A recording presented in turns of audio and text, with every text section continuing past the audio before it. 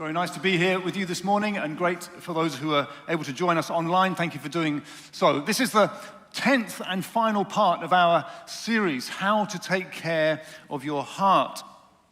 We've looked at how to take care of our own hearts.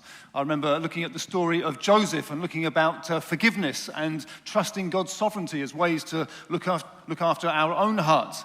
And we've talked as well about ensuring that our hearts are after God's own heart. We remembered the story of David, who was described exactly like that. God said, "I found a man after my own heart," David.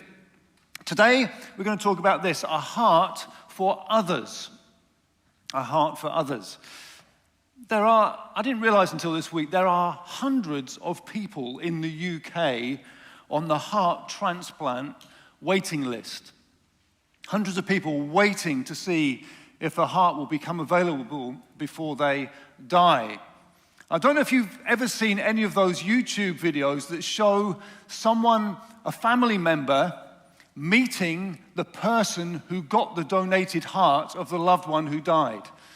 They're remarkable videos. I've seen a few of them. There was one of a guy whose daughter had died, and he met the man and gave a hug to the man who now had the heart that his daughter had before she died. There was another one, an amazing one, of a lady who was getting married and her father had died. And so she contacted the man who now had her father's heart to walk her down the aisle. Can you imagine that? Absolutely astonishing. God's plan is not simply that we focus on the state of our own hearts, or even that we should just have a heart for Him. God's plan is that we have a heart for others, for people in the process becoming increasingly like Jesus, who had a heart for others like no one else did. And there's a story in Luke chapter 7 that we're going to read that demonstrates the heart of Jesus, His compassion for others most profoundly. I'm going to read it to you, Luke chapter 7. It says this: "Soon afterwards," the previous story of course, "Jesus went to a town called Nain, and his disciples and a large crowd went along with him. As he approached the town gate, a dead person was being carried out, the only son of his mother." You have to understand the predicament she was in, because it then says that she was a widow. In those days, she had no husband to care for her. She now had no son to care for her. She was in a terrible predicament. And a large crowd from the town was with her, out to mourn with her. When the Lord saw her, His heart went out to her, and He said, "Don't cry." Then He went up and touched the bier they were carrying him on. And not surprisingly, the bearers stood still. You just don't do that. Here's a religious rabbi, a leader with a whole crowd following him. He's very popular at this point, and he's come across a funeral procession, and he touches the bier. Well, that instantly makes him unclean in their religious eyes. The whole crowd would have been absolutely stunned that he would do such a thing. But there's more. He said, "Young man, I say to you, get up." Can you imagine the crowd who are already aghast at the fact that he's touched this thing, and now he's talking to the guy? Who is this man? Well, the dead man sat up and began to talk, and Jesus gave him back to his mother. They were all filled with awe and praised God. "A great prophet has appeared among us," they said. "God has come to help His people." And this news about Jesus spread throughout Judea and the whole surrounding country. It's a remarkable story. I love it. I really enjoyed looking at it this week. It's a story intended to communicate a number of things. There's a large crowd with death meeting a large crowd around Jesus. Life and death is meeting here. That's part of the message, which will ultimately be fulfilled in the cross and the resurrection. There's obviously the power of Jesus in raising this young man surrounded by other stories where his power is made known. And there's the unfolding revelation of who this Jesus is that Luke's talking about. Because the crowd's responses, Luke has included deliberately. They say, a great prophet has appeared among us, comparable to Elijah and Elisha in the Old Testament, who they well knew had raised young men from death. And then they say as well, God has come to help his people. Jesus is being revealed to us as we read through Luke's account, including this story. But at the center of this story is a clear revelation, not just of who Jesus is or what he does, but of what he's like. When the Lord saw her, his heart went out to her. The New Living Translation puts that down as his heart overflowed with compassion. This is not just who he is or what he does. This is what he's like. The phrase, his heart went out to her, is splankniste in biblical Greek. And it's usually translated, had compassion for. But only here in Luke, and only in Luke in this instance, do the NIV translators put it as, his heart went out to her. It's like it's intensifying to us the measure of his grief for her loss and her situation. He is really feeling, he doesn't just know about her, he's not just able to overcome her predicament, he feels for her intensely. He's the great prophet, even raising the dead. But look at his heart. This is how God has come to help his people. Look at his heart. And in the New Testament Greek, the splanknon are the bowels. They're the intestines. They're the internal organs. And in the thinking of the ancient world, that was where the deepest feelings were. You felt out of your splanknon. That's where you expressed your love, your care, your concern. Similarly, today we say out of your heart. That's how we use that sort of idea, hence the NIV's translation here. There's no word in biblical Greek that so deeply expresses a gut-wrenching depth of emotion. That's how we might say it. It's gut-wrenching. Jesus is feeling very, very deeply, even though he knows what's going to happen. He feels deeply for her. You think of the story of Lazarus as well. He gets news in John chapter 11 that Lazarus is ill. And what Jesus does, he stays put. It's really bizarre. He stays put. And then he goes to Lazarus, who's now dead.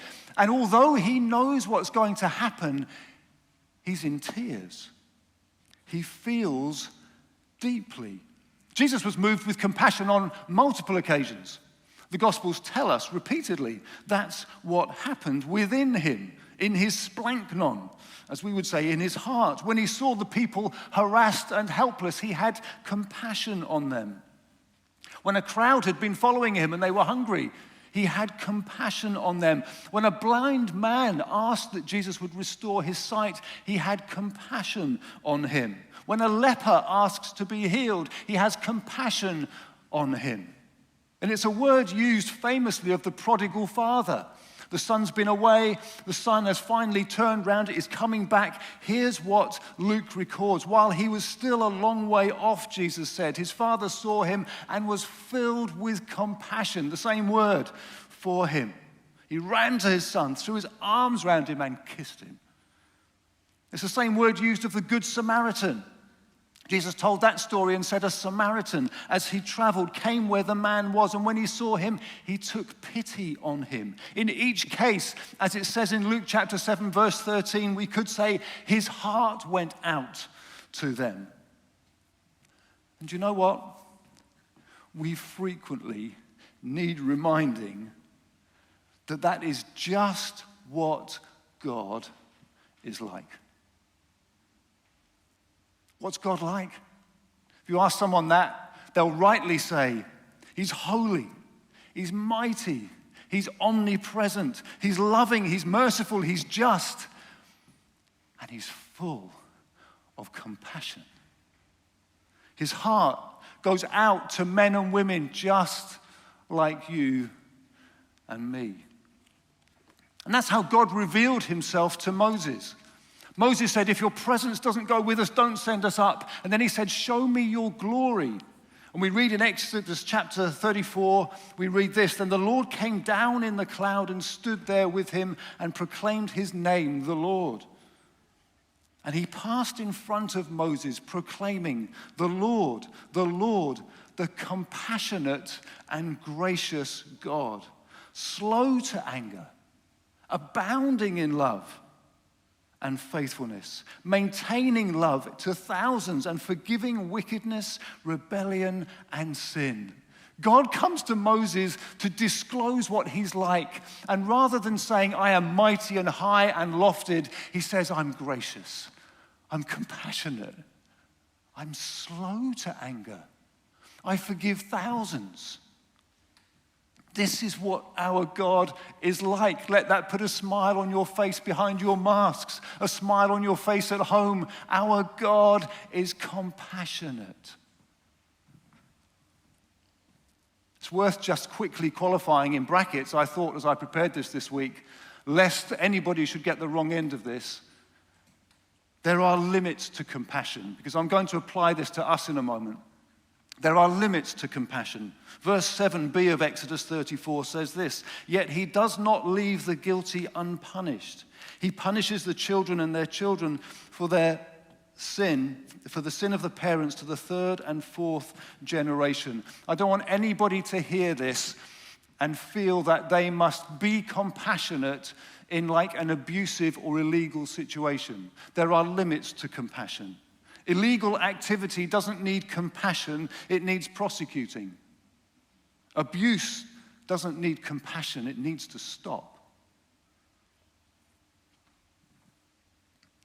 But Exodus 34 isn't a one-off description. It's a text that the Old Testament writers pick up again and again and again. It's a thread weaving through the Old Testament. This is what God is like. They pick up the very words of Exodus 34 and they play them again and again at regular times through the Old Testament. And I love this New Testament sentence, a very brief one, right near the end of the New Testament that picks up exactly the same thing. James 5 verse 11, the Lord is full of compassion and mercy. He's polysplanknos. Those of you who know what poly means will instantly know what that means. It means literally to be many-boweled. If the splanknon are the bowels where you really deeply feel from, this James is saying here literally, Jesus, the Lord, is many-boweled. He is multi-compassionate. He is extremely sympathetic. He feels greatly for us. I am so glad that he is many-boweled. I am so glad personally that he is multi-compassionate. I am so glad that his compassion never ends and never fails. And I was thinking this week of just a few of the people who I've either met with or spoken to recently, and I would want to say to them, Jesus is much sympathetic to you.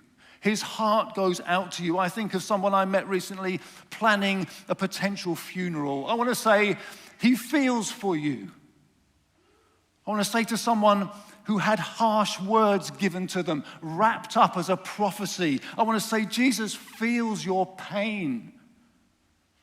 I want to say to husbands I've spoken to who are seeking the best for their families, in your wrestles, he feels for you. His heart goes out to you. A husband who I had lunch with a couple of weeks ago whose wife died recently and we buried her, I want to say, he feels your pain. A newly married couple who are working out what life looks like together in some practical details, I want to say he feels for you. He's with you. A couple facing parenting challenges, I want to say he's with you. He feels your pain. Others facing health challenges, he not only knows, he sees and he feels for you. So let me encourage you to rest your weary, timid, faltering hearts and minds right there on that truth, that his heart goes out to you. You may have many questions, but there's no question what he's like. His heart is full of compassion.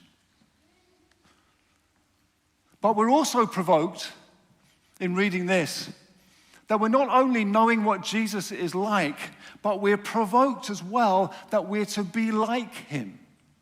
God's plan is not only for us to enjoy his heart, but to imitate his heart, to have hearts like his. That's how New Testament theology works. Be to others as God has been to you. It's a principle running through the New Testament. One guy said this, I thought very provocatively: the way we are with each other is the truest test of our faith. How I treat a brother or sister from day to day, how I react to the sin-scarred wino on the street, is how he put it, how I respond to interruptions from people I dislike, how I deal with normal people in the normal confusion on a normal day. Lord, help me know your compassion for me, little old me in all my mess. And may I live that out in relationship with others. So here's a question. How can my heart, how can our heart, how can the Citygate community, how can its heart be more like Jesus' heart that went out to others? Let me give you a few things. Number one is this. Remember this. Remember that your knowledge of other people's circumstances is limited. Your knowledge of other people's circumstances is limited. I say that for this reason. Judgmentalism kills compassion. Judgmentalism kills compassion. I don't know about you, every now and again, I stop myself and realize I've been really judgmental. Do you ever find that? Somebody please nod or I'm going to feel awful. Some hands up. Oh, that's even better. Well, it's even worse, but even better. I'm just shocked with myself. Why am I judging that driver? Why am I walking down the street and questioning them? I don't know a thing. If empathy is the capacity to comprehend someone else's world, compassion is the capacity to feel someone else's world. And to grow in both, I need to remember this. I have very little idea how tough life just might be for you. One writer talks of this experience. One Sunday morning, he was on a subway in New York. People were sitting quietly, some reading newspapers, some just lost in thought, some resting their eyes closed. It was calm and peaceful. And then suddenly, a man and his children entered the subway car.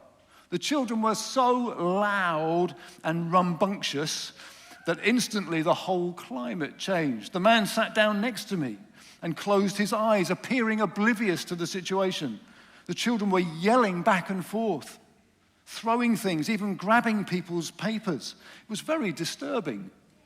And yet the man sitting next to me did nothing about his children. It was difficult not to feel irritated. I couldn't believe that he could be so insensitive as to let his children run wild like this and do nothing about it, taking no responsibility at all. It was easy to see that everyone on the subway felt the same. In the end, I turned to him and said, "Sir, your children are really disturbing a lot of people.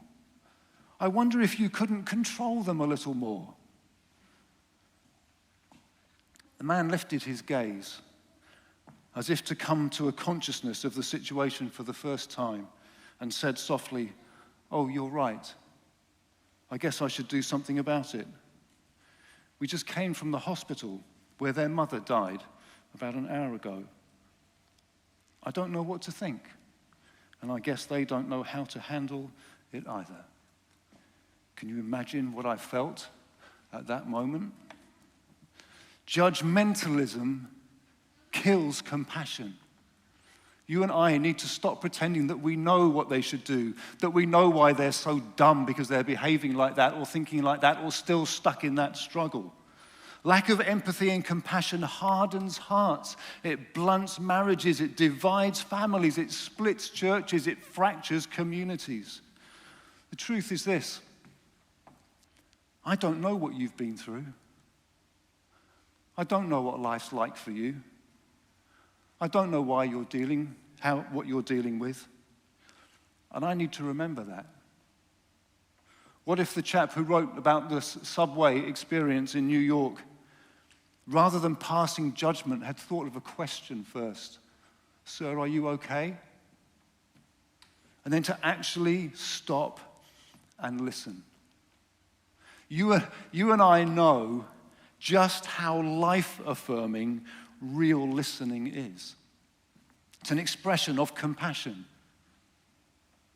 You know, you've experienced it. Maybe not often, but you've experienced it. I've experienced it. Someone who's actually got time for you, for whom you're speaking, and their heart is connecting and going out to yours.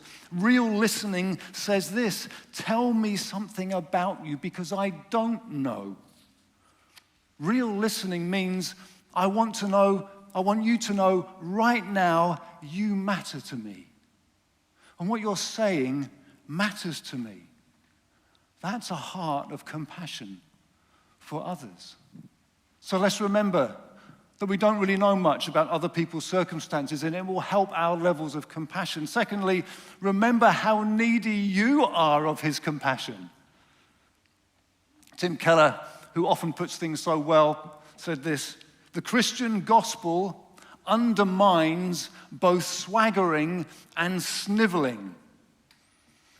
The Christian gospel undermines sniveling, because whatever you may think about yourself, much of which will be untrue, but some of it might be real, listen, you are a child of the King if you are a believer in him. No sniveling. You might have things to deal with.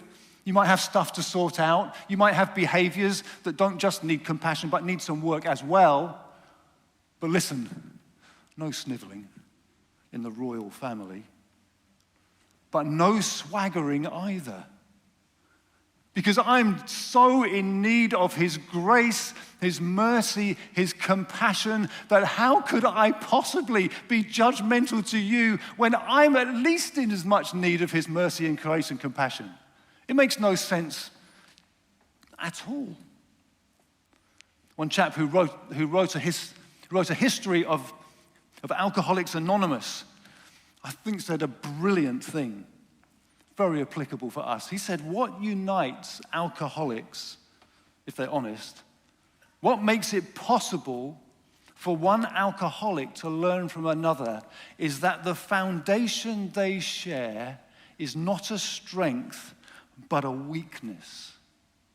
Each knows what he or she cannot do. So helpful. You see, I want you to know my strengths. I want you to know what I can do. I'm hoping to look mildly impressive. I wouldn't dare say that, but in this setting, I'll dare to say it for this reason. We're all like that. We're all very concerned what people think of us. We want our strengths on display. We want to hide our weaknesses. But here's what we all share: weaknesses, limitations, what we can't do. And we all equally, I really need the tender heart of Jesus, who is full of compassion and mercy. And remembering my weaknesses and my limitations and my needs of his compassion helps me to be compassionate and less judgmental. Remember, we don't know much about other people's circumstances, so let's stop judging. Be compassionate instead. Remember, you really need his compassion. And thirdly, here's the challenge. Let's take a heart step towards someone in compassion. I read a book the other day by a chap called Dan Walker. Dan Walker used to present Football Focus. He's moved on to other things, and he's a very committed Christian. And he wrote a book called Extraordinary People, remarkable people, in which he recounted some of the stories of people he's met over the last number of years. And he recounted this one in the middle of the book. There's a guy in his hometown who he bumps into on a dog walk. He bumped into this 82-year-old called Tony Fawkes. And he bumped into him and he said this really profound question. Are you okay? That's all he said. Are you okay? A little bit of heart out for someone else. Got chatting to this Tony Fawkes. It's a very long story, so I'm going to have to try very quickly to cut it short. Anyway, talks to Tony Fawkes, 82-year-old, and he finds out that Tony is the guy who tends the memorial at the end of the park. Every day, for the last 60 years, he's come to tend the memorial at the end of the park. It's a memorial to 10 guys who crashed and burned in a bomber during World War II. They found this little spot of grass, this park, and they landed there deliberately to avoid houses and other things. All of them died. Tony was in the park that day. He was 8. And the pilot was waving at him. He remembers distinctly. The pilot was waving at him, saying, "Get out of the way." And they missed this group of lads and these houses, and they crashed into the park, killing themselves, but avoiding the deaths of any others. When Dan Walker meets this guy just a couple of years ago on this dog walk, he says to him, "Are you okay?" And he just gets chatting. In the course of the conversation, a bit later, he says to Tony, "What is it you want?" having heard a bit of the story. And Tony says, "What I really want is this. In a month's time, it's the 75th anniversary of that crash, that event. I'd love to have a fly past." What a ridiculous request, which he knows that's a crazy request, he says. Well, Dan Walker has got contacts. And Dan Walker gets on like a mission to go chasing this thing. And he works it through months, and people are working all hours to make this happen, such that on the day, the 75th anniversary, there are 30,000 people gathered to commemorate this event. And there's a fly past from the US base in Lincolnshire or wherever it is, and they fly over. It's on the TV, it's on the breakfast, it's on ITV, it's all over the place. Now, you might never have a "are you okay" that leads to that, but you never know what "are you okay" might lead to. What's your step? What would be your heart for others step of compassion? Maybe it's something at work. Maybe it's in your family. Maybe a husband and wife are just bickering. Stop judging. Be compassionate. We're all flawed. You need grace just like they do. Maybe it's in your community. Maybe it's in this church. Maybe it's in your neighborhood. I wonder where it is that you could take a step with compassion to someone and imitate Jesus, whose heart is for you. I wonder if you're able, whether we could just stand together. I'm going to ask you a question in a moment.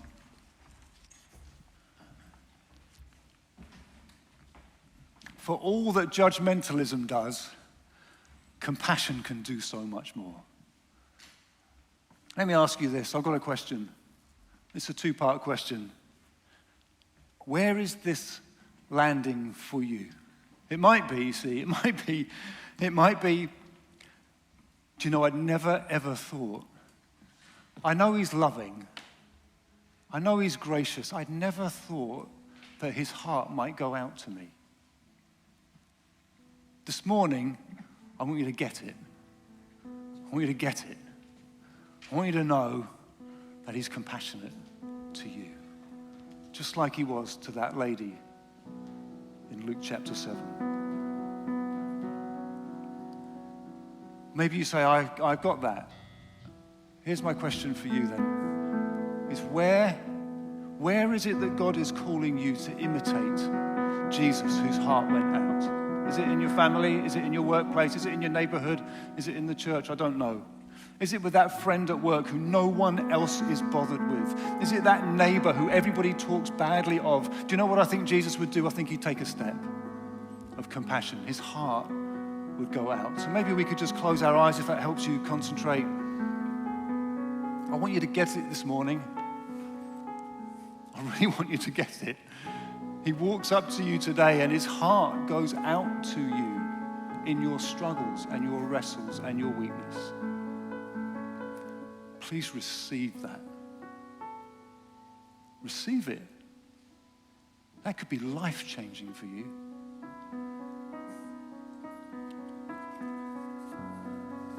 And maybe for you,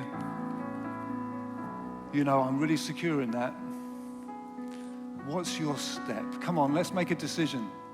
Yeah, it's that neighbor. Everybody avoids them. It's that person at work. Everybody avoids them. It's that family member. Everyone despises them. Now, you might need some wisdom. Compassion has its rightful limits. But where's the step for your heart going out to others? Holy Spirit, communicate to us your compassion. It's outstanding. It's extraordinary. And you should feel for us. And Lord, lead us to imitate Jesus more fully. We pray for this will be a compassionate church. We pray for compassionate communities, compassionate workplaces, compassionate families, because we're becoming a bit more like you.